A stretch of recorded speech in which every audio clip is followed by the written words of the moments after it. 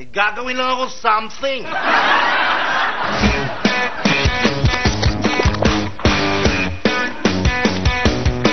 Charmaine! Hey, Charmaine! Ganda naman yan. Kung nga lagi parang nag-check sa akin, Aiden. Sa akin din eh. Puro Ellen. Malas kayong dalawa. Hey, kumusta? How are you? How are you?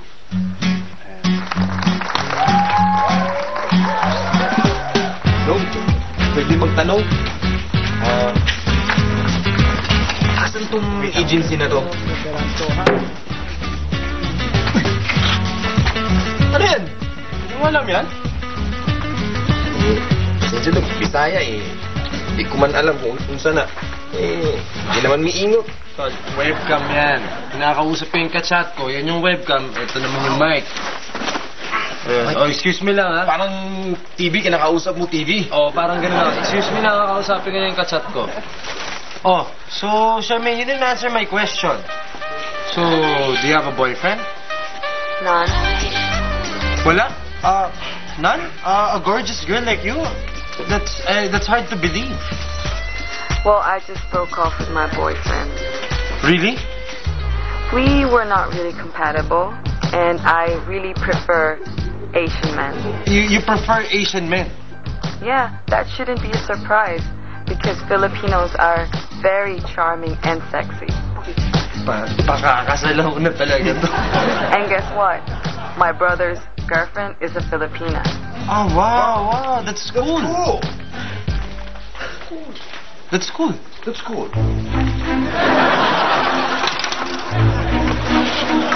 Private Jake! Sir! What's your business here?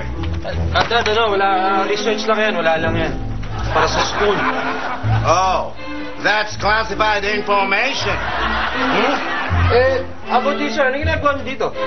Oh, that's classified information. Comrade. Yes, comrade. Call of duty. I have to go back to my headquarters. I will report to you soon.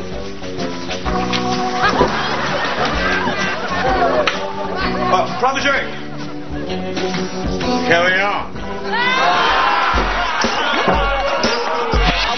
Ikaw? Pare, sandali. Kunti na lang sasagutin na ako na ito eh. Sandali lang. So, Charmaine, do you think we can meet? Maybe. Ano daw? Sasagutin ka na? Sandali lang. Hintayin mo lang kasi.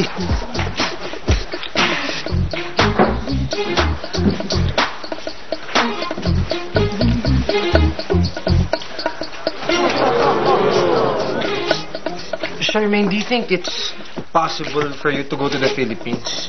Nah, you should come here. My boyfriend's girlfriend is here. You want to see her pictures? A picture? Sige. Oh, wait. Her picture should be here. Let me get it, okay? Sasagutin ka na? Pwede ba easy ka lang? Tol, question lang. Ano ba yung tinatanong mo kanina?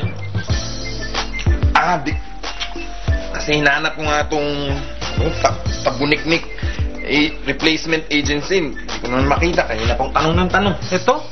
Sarado na to eh. Illegal kaya to. Pare scam to. Nagre-recruit sila, taga-probinsya, kukunan ng down payment. Tapos papupunta sa Manila para sa balanse. Pag nandito na, titimbrin yung sindikato o hold upin. Scam yan. Ito magpapaloko sa mga gayang magulo dito, no?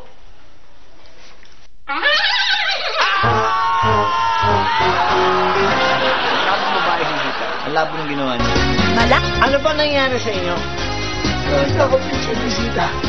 Sopa ka naman. Picture lang ni Sita, nakita mo, natakot ka ng kagad. Dito. Ano? Alam ko na kung nasa si Sita. Sandali. Alam mo, huwag ka na magsalta ng gaya. Huwag ka na magsalta at baka masalan lumala pa yan.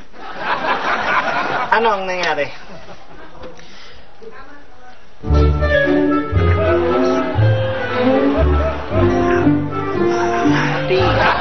Yan na sinasagat na nagkatagas-gas na yung mga lalamunan, yung voice box nyo, kung ano mga nangyari dyan. Kaya, alam mo, huwag na kayong magsalita. Okay, paliwanag din lang sa akin. Paano niyo pa paliwanag sa akin? Ikaw. Kayo. Kwento.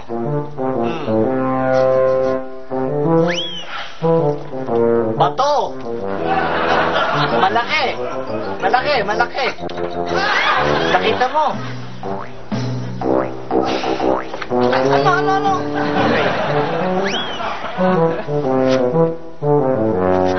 Lumipad. Pera. Tumaas. Tingnan na yung pera mo. Dinukutan ka. Dinukutan. Dinukot ang pera mo. Tapos tumakbo.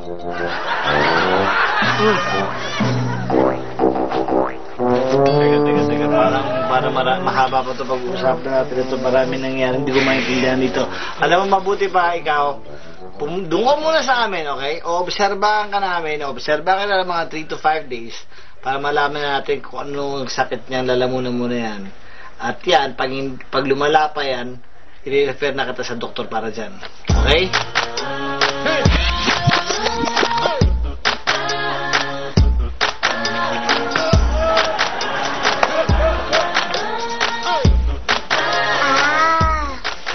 Kahit daw anong gawin na trabaho niya sa klinik at sa bahay, gagawin niya habang hindi pa daw po niya alam kung paano makauwi sa probinsya. Okay lang sa akin yun. Alam mo, pagkatapos mo niyan, may bodega tayo sa likod. Linisin mo lang, ha? Isalansan mo lahat ng mga bote doon, ha? Teka, marunong ka ba magkarpintero? Tinutulungan natin yung tao. Hindi tayo bumili ng alipin. Okay? Kaya mo pagkagaling mo, pamamasahihan kita. Pangako ko sa'yo yan.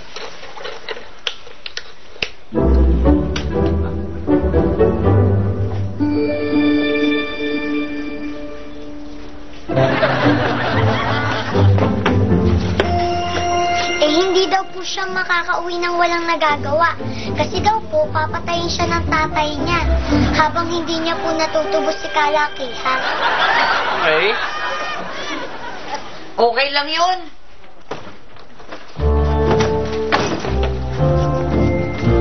Alingox! Tokaga! Nabalitaan niyo na ba yung katsipan ni Sita? Ano naman yun? Anong katsipan? Ibig ko sabihin, si Sita po, abay may nakilala palang Jamaican sa internet. Pinola siya, hayun, sumunod dun sa bansa. Pinuntahan yung lalaki. Buddy, bakit ba masyado kang affected? Paano kung hindi nagiging affected? Isipin mo na lang, ha?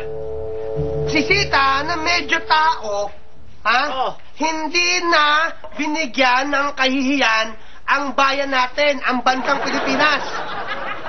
Ang babaeng tao pupunta sa Jamaica para lang sa lalaki na yon? Affected ka nga. Ay, affected siya.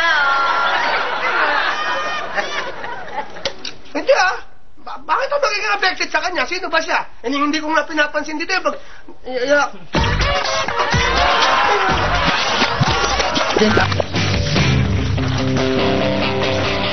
What is this I'm feeling? I just can't explain. When you're near, I'm just not the same. When you're far, I'm also not the same. Ayoko ng ganitong feeling.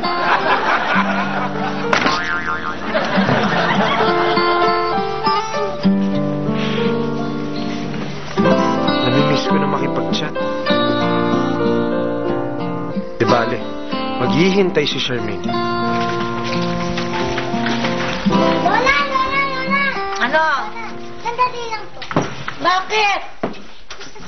Sandali lang po. Ay, nako, magluluto pa ako eh. 1 minute lang po. Boss, ano pong iniisip niyo?